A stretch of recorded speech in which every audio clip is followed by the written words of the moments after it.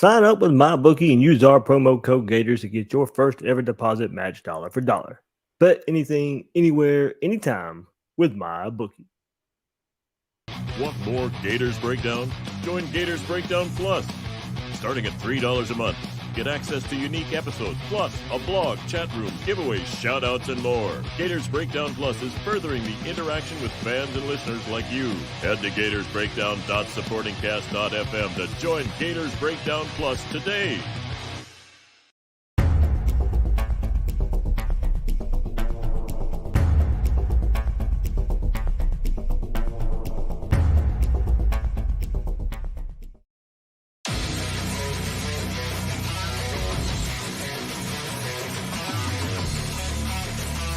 Gators Breakdown, because there's never a dull moment in Gator Nation.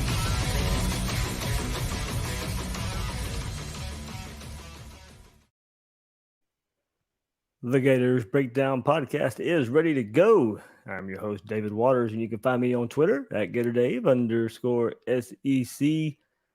If you're watching live, coming at you really late, really late. A lot later than normal. So a little bit of Gators Breakdown after dark for you on this very busy day. The day that Billy Napier arrives in Gainesville a week after he is hired at the University of Florida, finally makes his appearance in Gainesville, coaches his team in the Sun Belt Conference Championship game. Louisiana gets that win in his final game, makes his way to Gainesville the next day, and the Gators head coach can now start rolling in his role here. So what a heck of a day for him, his family, of course. You've seen it all over social media if you follow Florida's social media. Whirlwind of a day for our new head coach coming in, first part of the day, landing at the airport, then gets to the stadium, greeted by hundreds of fans in their orange and blue and Gator chomping. He's Gator chomping, getting out of the vehicle there. And it's so funny there because from the time he landed at the airport, from getting there to the stadium, everybody tagging pictures and everybody looking for the next "we got to commit" photo. So if you're on Twitter, you kind of know that that shtick we had when Florida would get a commit. I'd post a picture of Dan Mullen doing the Gator chomp out of the plane, and it really caught fire. I had a lot of fun with it. Everybody wants to keep it going. We'll keep it going for some, hopefully, a lot more commitments under Billy Napier. So everybody's sending me those photos. Thank you so much. A lot of fun we had all day trying to find that next "we got to commit" photo. I got to figure out what I'm going to do with that. Am I going to go rotation? There's one. If you see the artwork for this episode, I'm leaning towards this one. So there we go. A little bit of insight there for the next "we got to commit" photo. But yeah, good day there for busy whirlwind day there for Billy Napier. Shout out to the fans for being there at the stadium. I know Florida didn't put it out till yesterday of what time to arrive to greet the new head coach and his family coming into the swamp. And as I said, I had some friends there. I couldn't get down there quite that early, knowing I had a lot of work to do this evening. Knew I'd be up really late getting this episode out for you guys. So, but a few hundred people, I think, is what he said. And a pretty good environment to see for the new head coach to get introduced to the Gator fan base there. So, and then the whirlwind continued for Billy Napier, team meeting, and then meeting with boosters as well before his press conference. But the team meeting, I do have some sound. And some highlights from the press conference. I'm limited to 3 minutes from the university here, so I gotta pick and choose what I want to share. But I can share all the quotes in the world, of course. But on the team meeting, Billy Napier did say this in the press conference, quote, I think the important thing here is that they understand. I know they went through a tough time, that there's uncertainty, that they've been through a very difficult experience. There's nothing easy about this. They're young people. That makes it even more difficult. I wanted them to know that we're going to work hard for them and that I wanted them to know a little bit about me. I told them that I think that football is a game of people, strategy, competition. The most important part of the game is people, and that starts with the players. Everything that we do is going to be helping them, serving them, trying to help them improve as people, prioritizing their education, and helping them develop as football players. Chase their dreams and accomplish the things as individual players and certainly as a team. You can't win over the team in a 30-minute meeting. You're going to have to do it with consistency. You've got to be fair, you've got to earn their trust and respect over time. And that's what we plan to do. So good stuff there from Billy Napier about meeting with the team today. Trying to get. I'll follow up. It's been a crazy whirlwind of a day for me as well. So trying to follow up, in the next couple of days with what the players' thoughts, initial thoughts there. I know we do have something for the Gator Collective coming up on Tuesday. To be a Twitter Spaces there with DeJuan Black and Zach Carter. So we'll get their insight. And Zach Carter won't be part of the team, but I'm sure he was in the team meeting. DeJuan Black will be part. So the Gator Collective will get together on Twitter Spaces on Tuesday. So we'll get DeJuan Black's opinion about his first meeting there with the new head coach, Billy Napier. So, some of that stuff will probably filter out in the next couple of days as well. But I know that's our first chance, my first chance. I'll get to speak to a current player about their first thoughts of the meeting. All right. So as I said, met with boosters as well. And we'll meet with current coaches Sunday and Monday to figure out who's going to be retained. I don't expect maybe anybody to be retained from the last staff. So Christian Robinson's about the only name I'll throw out there that could be retained. I don't think anybody on offense will be retained there. So, we'll see. We'll get into the staff a bit too. That's some of what Billy Napier talked about.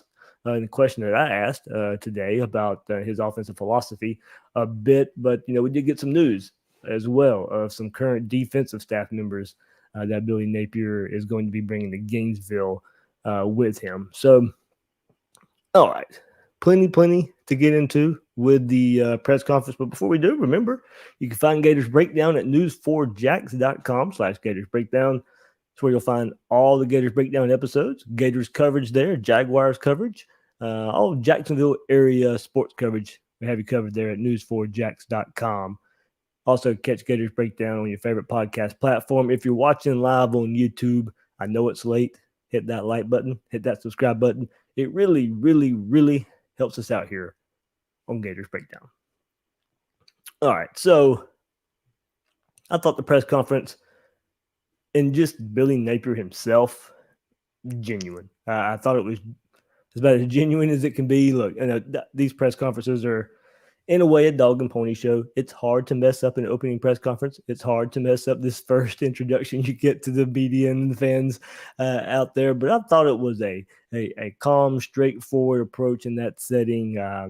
In those highlight videos Louisiana shared, we've seen him get intense there before games and walking around with his team before warm-ups during the game. He can get intense, but today in that setting that we got, it was a controlled approach, but it felt really genuine to me. I like to consider myself, that down south, comfortable, genuine feel. I got that from him.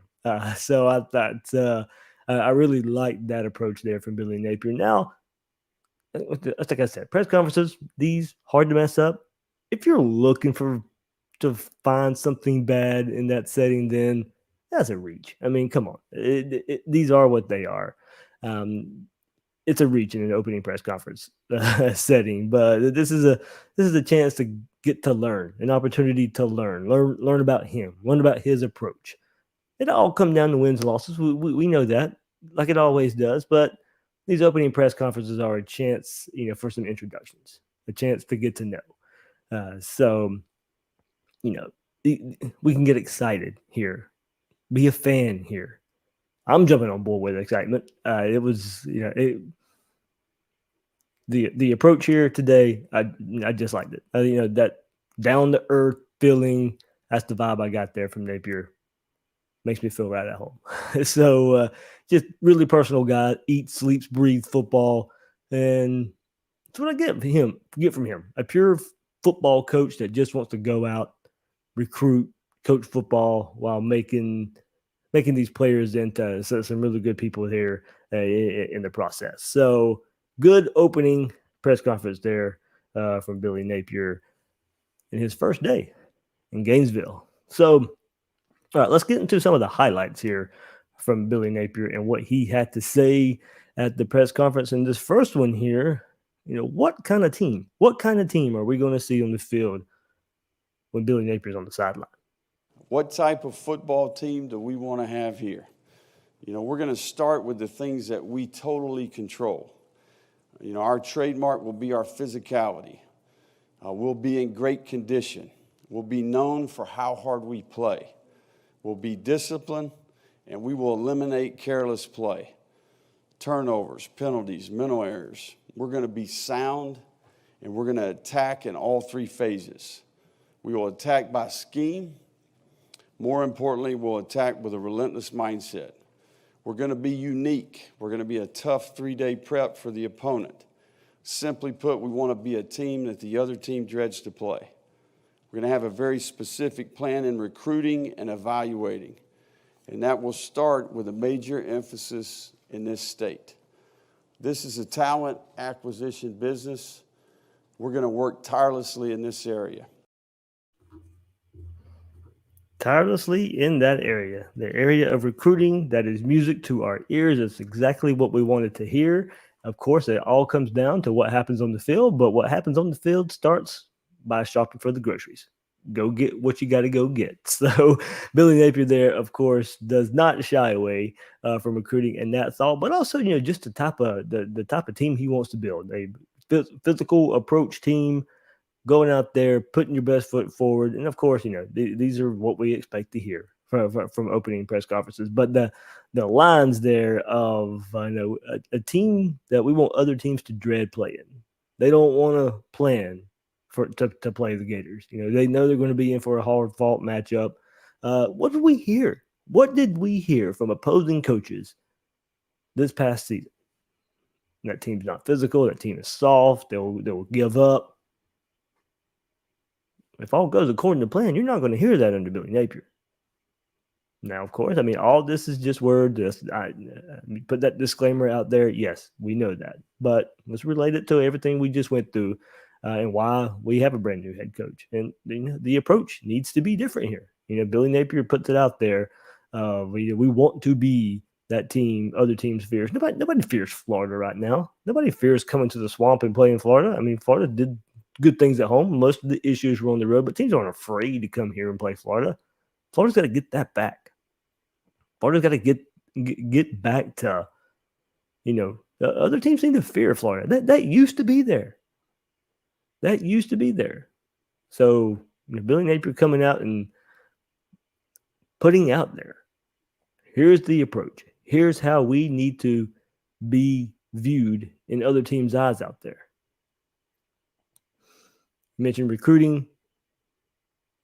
Of course, lifeblood of college football. We talk about it plenty here on Gators Breakdown. And he dove deeper into it as well, talking about recruiting. And let's go, let's start with there. That's how he ended that last soundbite. So let's keep it going a bit. He goes, I think we've got to sign around 25 players a year. And I think that there's enough out there. I think the important part here is that we don't get consumed with the stars, 4-star, 5-star. I think it's going to be more about evaluation. We're going to go through a very thorough evaluation process. Now, before everybody gets up in arms, he talks about stars. They don't get consumed with the 4-star and 5 stars. Coaches say that in these press conferences. And I'm not saying they go stargaze either. I'm not saying they go look at 24/7 and on 3 and rivals and sit there and say, all right, we got to go get that 5-star, that 4-star. No, most of the time the evaluations just work out that way. The 4-star and 5 stars, those recruiting services do a good job out there. Those rankings matter. There's a reason those teams are competing for titles. So yeah, coaches aren't going to go say we're going to get 4 stars and 5 stars. It just happens to work out that way. But no coach is going to go out there and say we got to go out there and get the 4-star and 5 stars. No, because it doesn't. That's not okay. You're going to end up with some 3 stars. You're not going to sit there and shun those guys at the same time. So don't get all up in arms about what he says. No coach is going to go out there and say, I'm only going to go out there and get 4-star, 5 stars. Just doesn't work that way. So now here's music to everybody's ears. Continuing that quote, we're going to hire an army of people here. I'll get into that later too, by the way. We're going to hire an army of people here. We're going to create an infrastructure, not only in the personnel department, but also from an on-campus recruiting, creative media, name, image, and likeness. We're going to create, we've got a great vision for the organization that we're going to create here. Kind of get into that a little bit later too about this, the infrastructure and what he needed, the buy-in to come to Florida. As I've said for weeks now, that buy-in's got to be from the top to the bottom. We'll get into more of that right there, but recruiting starts there. So he says, we're the University of Florida. We've got a lot to sell here, and I think the timing is right. I think that the administration's willingness to invest in our vision and this organization that we're going to create, if you combine that with the resources that they're providing to hire an exceptional staff, I think that the new facility is going to give us an advantage that maybe we haven't had here before. I think that our proximity to player is a direct advantage.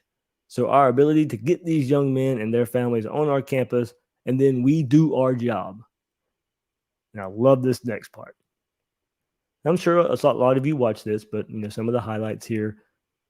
If we can't sign 25 good players at the University of Florida, then you'll be looking for a new coach. He gets it. I mean, and it was pretty straight to the point. He knows they've got to go out there and get every year in and year out, 25 good players for the University of Florida. And if you don't, the cycle starts again. Sadly, it'll start again. But he gets it. And getting the players is not going to be a problem under Billy Napier. It just won't be. As much as I'd love to Dan Mullen hire in 2018, that question was always out there. That question's not out here for me this time. Now, the question is, moving up from Sunbelt into the SEC and translating the, on-field portion of that, that is a question. Of course, there's a question. As I said, every candidate out there had questions for me. But this one particular, going from the last staff to this staff, that worry's not there for me. The buy-in from the university, the buy-in from Billy Napier about what it takes, going in the right direction here.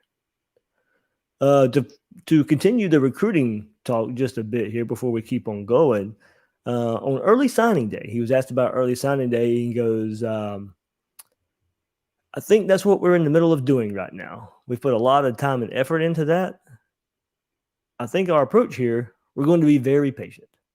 I think I know everybody wants pedal to the metal here and to go 100 miles an hour, but I think it's the most important thing that we do. I think the people we get into the building, the staff, the players. So we're going to evaluate the situation a little bit this week over the next 10 days or so. But you can expect us to be very conservative, very patient, trying to position ourselves for post-signing day to evaluate all the players that are left over, all the players in the transfer portal. And then when we do have our entire staff and organization put together, position ourselves on some really strong weekends in January, and then try to close strong in February. But in reality, it's just like you're getting into the game and there's 3 minutes left in the fourth quarter.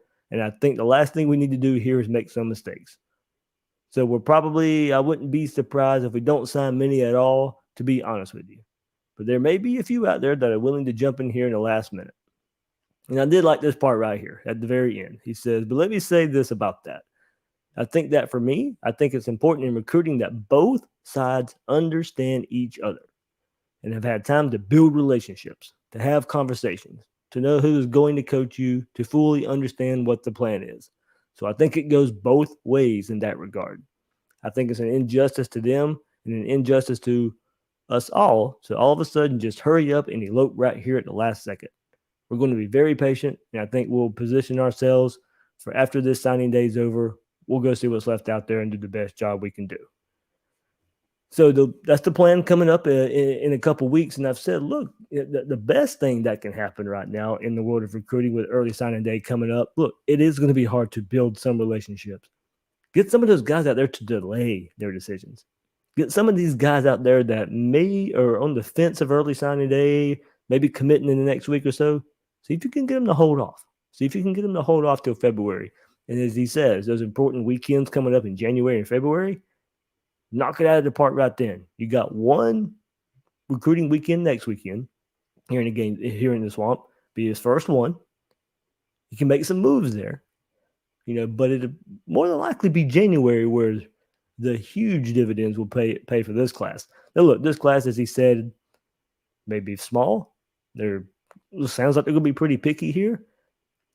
Go back to 2018. Now, this is a little different, so it's not apples to apples here. But go back to 2018, his first year at Louisiana. That's also the first year of early signing day. They did not sign one recruit in their early signing portion. Not one. They took their time and then got the class in February. They did not sign one early signee. It was his plan. So he's going to sign some. I mean, the commits Florida has right now that want to early sign, you put Nick Evers, you're going to take him, of course. So it's not going to be the same plan here. And look, early signing day was brand new as well back in 2018. So you work that into the equation a little bit as well.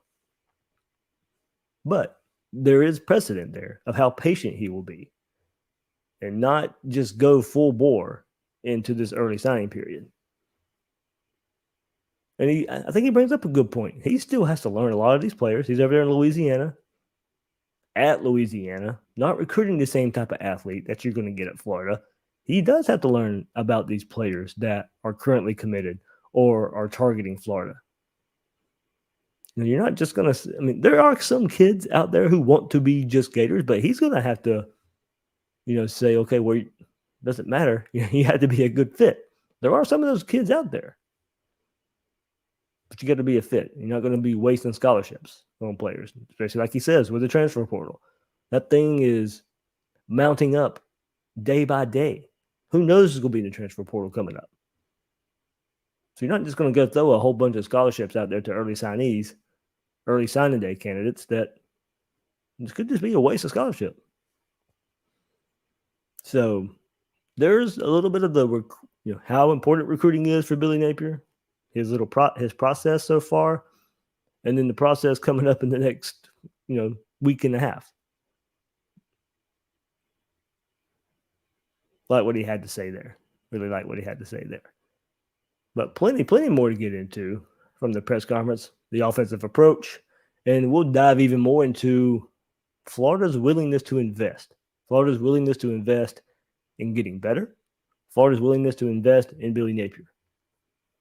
A lot to get into as far as that goes. But before we do, everybody's trying to cash in on the next best crypto. But if you want a guaranteed way to double your money, then all you need to do is use promo code Gators at MyBookie. It's simple. Sign up at mybookie.ag with promo code Gators and get your first ever deposit immediately doubled, all the way up to $1,000. How's that for a quick turnaround in your investment? NFL playoff race is heating up. College bowl season just got announced. It's around the corner. Double your firepower at MyBookie to get in on the action on the most important games of the season. Build your own props, create multi-game parlays, and take part in a host of MyBookie cash prize contests. This is the best time of the year to both watch and bet on sports because you know who the winners are by now. Don't miss out. Double your first deposit by using promo code Gators and keep your eyes peeled for more exclusive holiday promotions coming at you from MyBookie. Bet on anything, anywhere, anytime at MyBookie. All right, so I was lucky enough to get to ask Billy Napier a couple questions here, but the first one was, look, everybody watched the Sun Belt Championship game. No, not everybody. I'm sorry. A lot of us watched the Sun Belt Championship game on Saturday. It was on this at the same time as the SEC Championship game, so I was going all over the place for those two games. But we wanted to see what we were getting in Billy Napier a bit, and I thought this was pretty common knowledge, but I guess it wasn't. But Billy Napier calls his own plays at Louisiana, and a lot of people are wondering, will that carry over to his time at Florida? Well, he answers that question. Yeah, I'll be calling the plays here. I think it gives us an advantage, in my opinion. We're one of the only teams in the entire country to have two offensive line coaches. We'll have an offensive line coach and an assistant offensive line coach. We will construct our staff on both sides of the ball and put a premium on the line of scrimmage. The offensive line, the defensive line, the edge players will be very important. And certainly when you're coaching offensive line, you got to coach 5 players. Nobody's got one coach coaching 5 DBs. I don't know why you wouldn't have 2 guys coaching the offensive line. So I'll coach the quarterbacks with help from an offensive analyst, and then call the plays, and then we'll have that advantage of having 2 offensive line coaches. 2 offensive line coaches. Probably need that right now, don't we? And a far cry from what we've seen recently at Florida. That's not really a new concept, but I don't think a lot of teams do it. But, your interior offensive lineman, and as he said, your edge offensive lineman. So little, like you said, DBs, you got safeties and corners, different styles of playing defensive back. There's different styles to playing offensive line, interior, exterior, center, guards, much different than your tackles. So there you go. And pretty neat approach there from Billy Napier in a style of play that is physical and starts up front. You heard him talk about the trenches there on both sides of the ball, of course. But this is, you can tell the mentality here. And I know a lot of people are going to want an offense that goes out there and throws the ball 40 times a game. It's not what you're going to get here. I mean, so if that's what you want, then you may not be sold on Billy Napier. But, it's going to be a tough, hard-nosed style of football, big plays built off of the run game. And I know a lot of people want that CEO type of head coach where they're not calling plays. That is not a big deal to me at all. First of all, he's got to do what he's comfortable with. If he's comfortable calling plays, by all means, go out there and do it. I don't think Billy Napier is going to be successful or not successful at the University of Florida because he's calling plays on the sidelines. That's not going to be his ultimate factor if he's going to be successful here at the University of Florida. So I think down the line, of course, it can change. If he has an assistant with him that's for a long time, Dan Mullen called plays for the longest time. Handed the reins to Brian Johnson with some really talented players there for Trask and Pitts and Tony. I think pretty easy to hand off at that point, and for somebody who had been with him for years.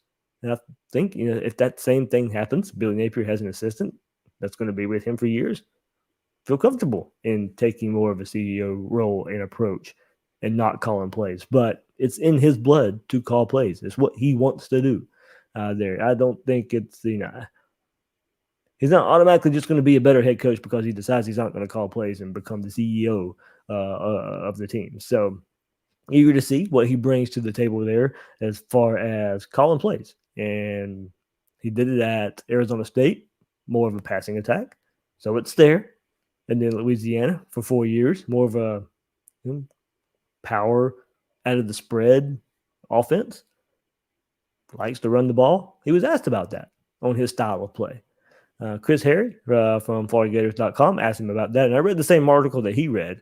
And the question was, he goes, I think I read a story when you first got the job at Lafayette, was asked about your style of play. You said you were going to run the ball and we're going to stop throwing or we're not going to be here very long. So is that the baseline from where he's going to operate here? And Coach Napier responded, let's not give everybody our entire plan. He goes, we're going to play team football. We're going to play complementary football. I think our entire plan is built around working together as a team to position ourselves to win the game. Now, certainly, we all understand that in this league, and certainly to be a national championship contender, you got to be really strong on the line of scrimmage.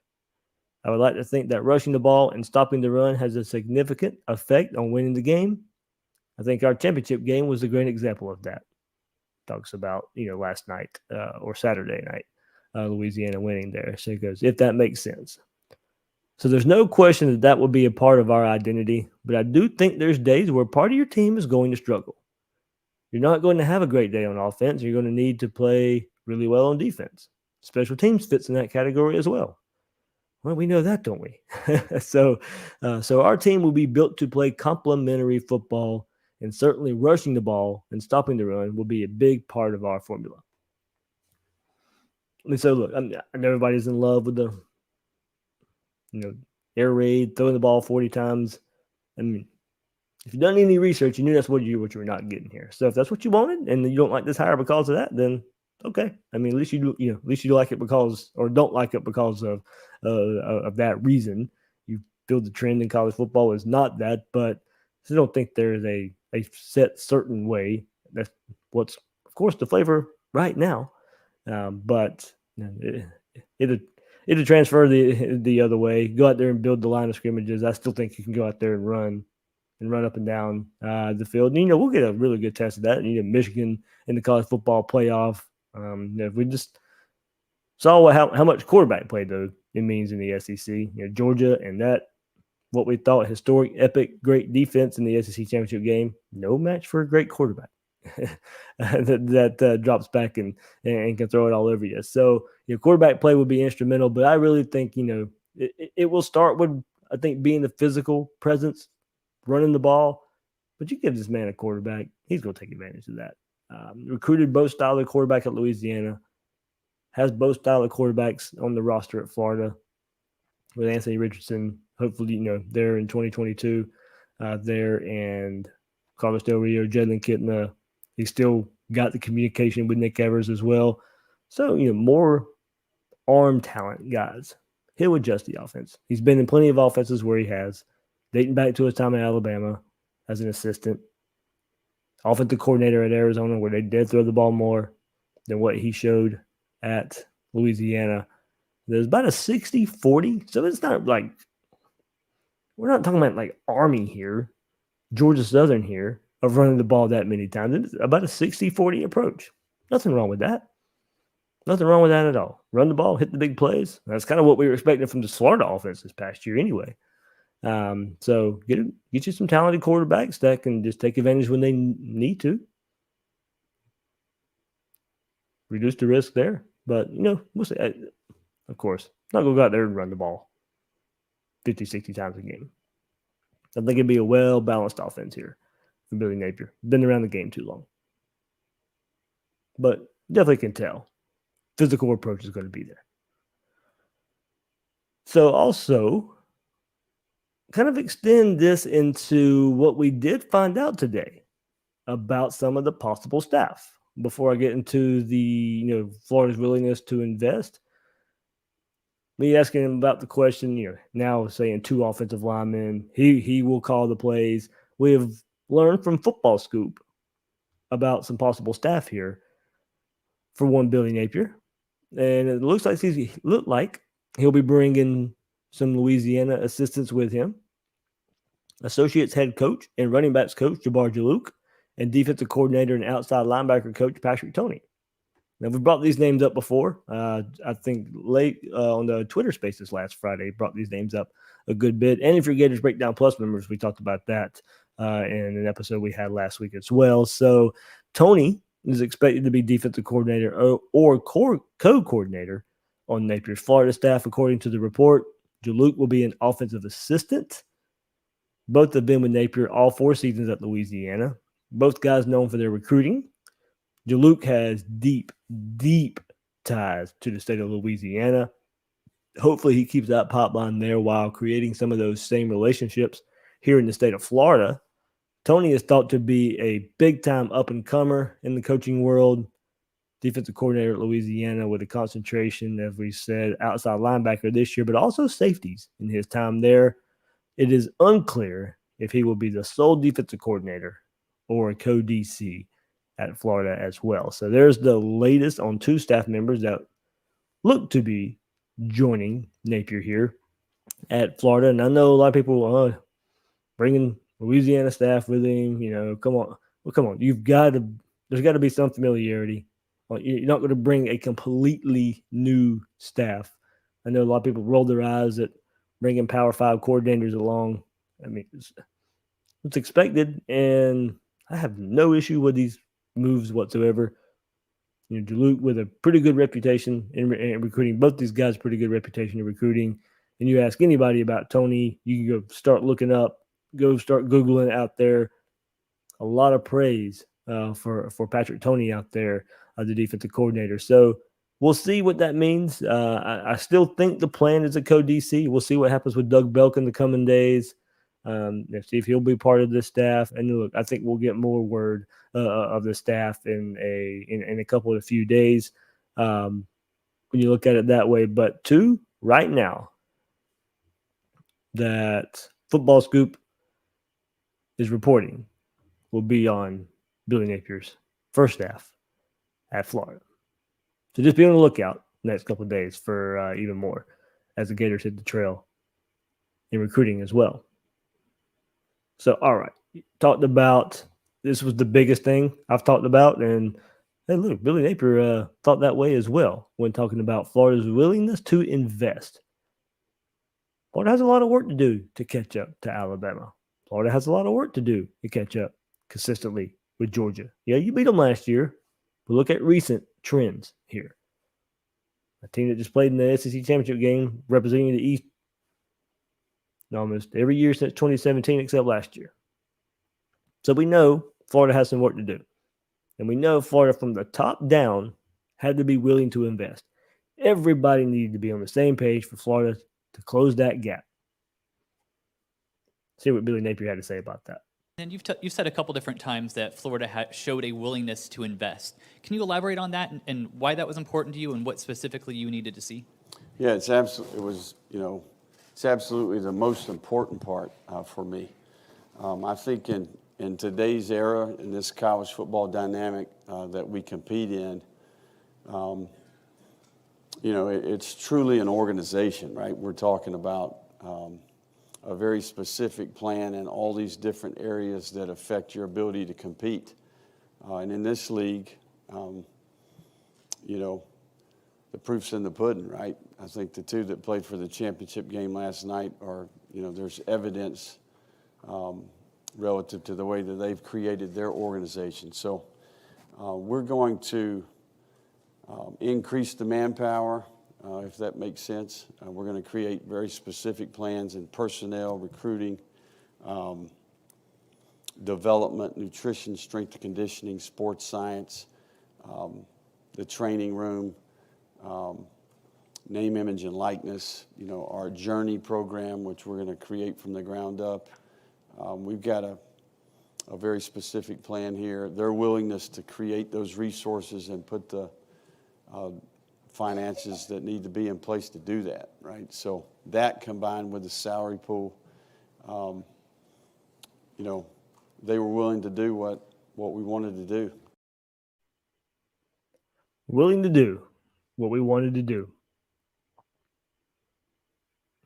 What have we been saying since Billy Napier was being looked at as Florida's head coach? I know a lot of people are already tired of hearing it, but I saw J.R. Weeks put it right here in the YouTube chat. Scared money don't make money. I'm not going to overuse that term. It's been out there a good bit, but hold the place here. Florida needed to hear it. Florida needed to abide by it.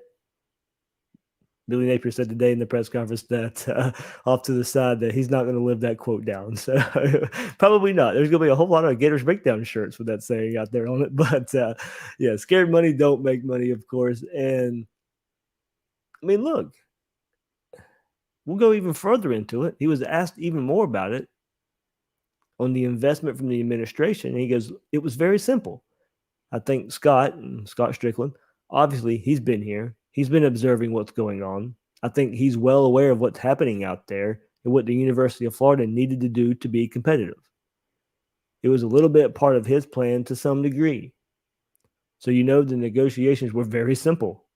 I mean, look, I said, everybody needed to be on the same page. Everybody needed to buy into this aspect, or it didn't matter. It doesn't matter who the head coach at University of Florida is going to be. Yeah, you might get somebody who can do better, but you're never going to be at the Alabama level, the Georgia level. And everybody says, oh, you can't compare Florida to Alabama. You can't compare Florida to Georgia and what they want to bring to the table. Now you can.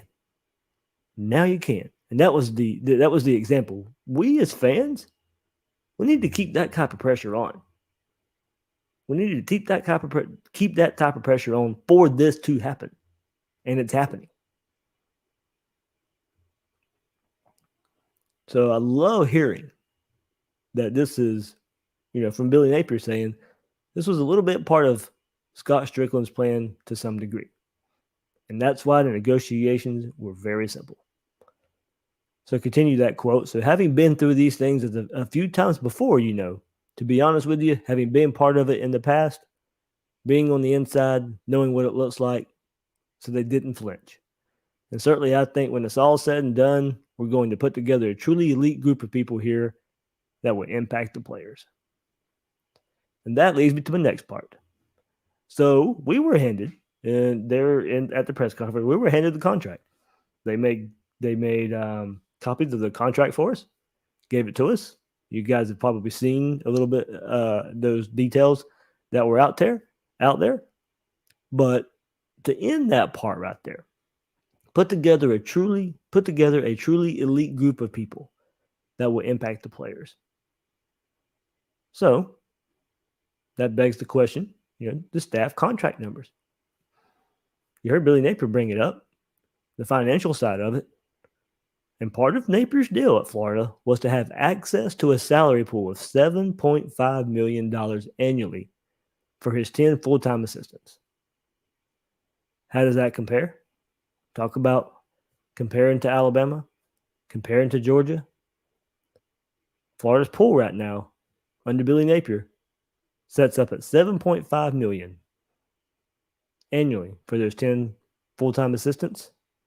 Alabama, 7.8, so just a hair behind. That was Alabama's 2021 numbers. The most recent I could find for Georgia was 2020, $7.2 million for Georgia. Will Muschamp's there now, so probably right around the same area. But Florida's access to their salary pool, 7.5. Alabama's was 7.8. Georgia's was 7.2 in 2020. So right there. Billy Napier knew what it takes. He knows what it takes. Money's part of it. Go out there and get the best assistants, the best staff that you can put together, and go out there and get it done. So there's an example of that investment that he's talking about from the University of Florida to him. And look, there had to be, like he said, there was some negotiation. Now, he said negotiations were pretty simple, but there had to be both sides here agreeing to, look through the microscope and say, all right, this is where we got to be. That's what we got to do. So Florida salary pool, $7.5 million annually for 10 full-time assistants. Florida was 6.2 in 2020. Now, Christian Robinson got a raise in 2021, but also Brian Johnson was replaced by Garrett McGee. So Florida's number probably didn't change all that much. It's certainly not by $1.3 million where it is right now. So the investment is there. The belief is there. I think that's another thing that comes from this investment. The belief is there that you have the right guy to take advantage of this investment. So there we go. There was the highlights there from Billy Napier. A plan for building culture, plan for building talent. He in Florida, as you can see, leaving no stone unturned to get back to the top of the SEC. It'll take some time. He's learned from the best out there. He's learned as a head coach at a power, at a lower level. Now it sounds like he's ready to take all that learning and apply it to hopefully some sustained success at Florida. Said all the right things today. And I love what I hear about the buy-in. The buy-in from Scott Strickland, the administration, the boosters, the president, everybody at the University of Florida buying in to getting us back where we belong. Should be a lot of fun. Increase that manpower. A plan at every level. You heard him say, every level, recruiting, strength and conditioning, nutrition. It doesn't matter. If you watch the press conference, it doesn't matter if you're the equipment manager. Everybody needs to be in a championship mindset. That is the end goal. And the goal is to get to the end. So, man, let's go. Ready to see what these next few weeks hold in recruiting. Don't judge too harshly on this first class. And I know that hopefully means a lot coming from Gators Breakdown. As much as we have always harped on recruiting, maybe too much at times, but we've seen the end result of that. But this first class, here we go. So, we'll see where it goes. Like it so far. Got to go out there and win some ball games, but I like the direction. What Billy Napier is going to be bringing to the University of Florida at every single level. The journey, he calls it. Should be a lot of fun to cover that journey. So, all right, plenty to get into. As I said, it's already Monday, if live. So everybody watching on YouTube right now, thank you so much. I know it's a lot later than it normally is. Had to go to Gainesville, had to cover the press conference, had to do some stuff for the TV station, had to have some family time, and then come here on Gators Breakdown. So busy day, but a fun day. Absolutely fun day getting to cover our brand new head coach for a day. I'm glad it looked like he had a little bit of fun with it as well.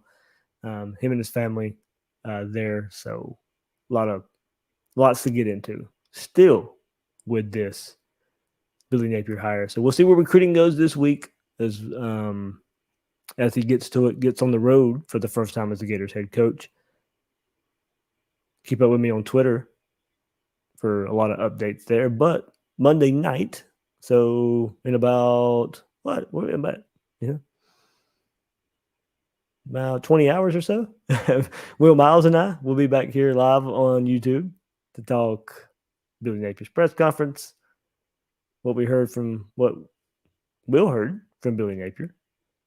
Twitter Spaces to be Monday morning as well, so I got to get a little bit of sleep before that in about 8 hours or so. So, all right, everybody, a whole lot of fun, exciting time here in Gator Nation. Billy Napier, brand new head coach. Finally got to hear from him talking about these Florida Gators. I'm the host of Gators Breakdown, David Waters. You can find me on Twitter at GatorDave_SEC. Guys and girls out there, thanks for listening to this episode of Gators Breakdown.